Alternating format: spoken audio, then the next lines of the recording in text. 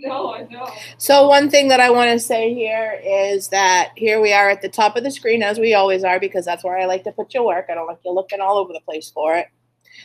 Today is Tuesday. I brought the digital ISN up from last week. It says it's due the 20th, those 3 slides. But what's going to happen is that this date's going to end up changing until next Tuesday, but I'm waiting for the 20th so that you know that you have the first slides, because we have another, we're going to keep having assignments on it. So I'm going to have to keep changing the date, but I just want to keep the digital ISN in the same place. I found that it was a problem for Algebra 2 and they had to unsubmit it and submit it in another place. So I'm just going to keep moving that with us and changing the date on it as we go. But if you look in here, though, it says homework due 11/20. It says slides 5 through 8. And then today's assignment, it says due 11/24, slides 10 through 15. So I'm going to keep adding every time that we do something on these slides within here so that you know exactly which slides we're due on. And for me, too, to keep track of it. And what are we supposed to be writing on these slides? So you want to have your slides open. All right, we're going down to this slide right here. So this slide was about your real number system. That was the notes that we to finish 2.1. Actually, you guys were here for this one. It was the properties one. So you guys did real numbers in your notes. But why do we have a digital notebook?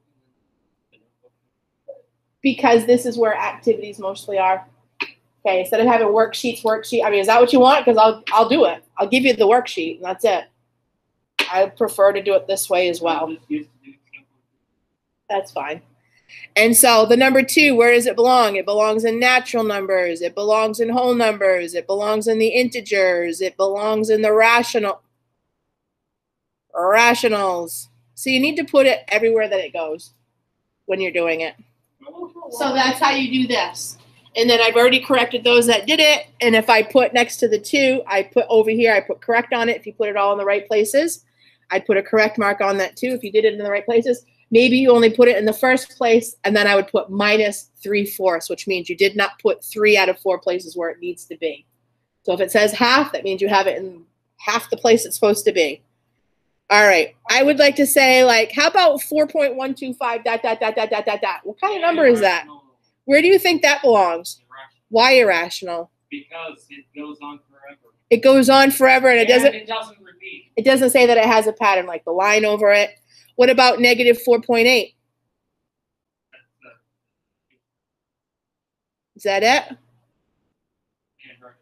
And on that person's paper, I would have put half, that it's half right. Why? Do you see any decimals in the integers? Where's the very first place you see a negative decimal? It's not in integers. There's no decimals in the integers, so it doesn't belong there. So you'd see a half because you got it half right. You got it in the real rational numbers, but you had it wrong in the... Alrighty then. So that's that slide. If I move on to the next slide, comparing real numbers, okay, -1 is closer to 0, therefore greater than -4. So you're just moving over the symbols. Ordering numbers, here's the number line. Ordering numbers. Let's do number 3 together. Let's see, I have 8, 60. What about this one? What's -9, the absolute value of -9 times 7? What's the final answer for that one? Very good. So it's the -63, but it's the absolute value of -63, which is 63. That was an area that I saw some. So I drag over 8 and then 60. And let's see, this is going to be 64. So 63 before 64. And then I just kind of want to mention some attributes of Google Slides because you may want to use this stuff in other classes. I know other teachers use Google Slides. Let's go to... Yeah, So listen, right here, on number 3, what I can do is I can click. I'm off of it. I'm not highlighted on anything. I can click next to it. I can drag. See the blue box that comes up?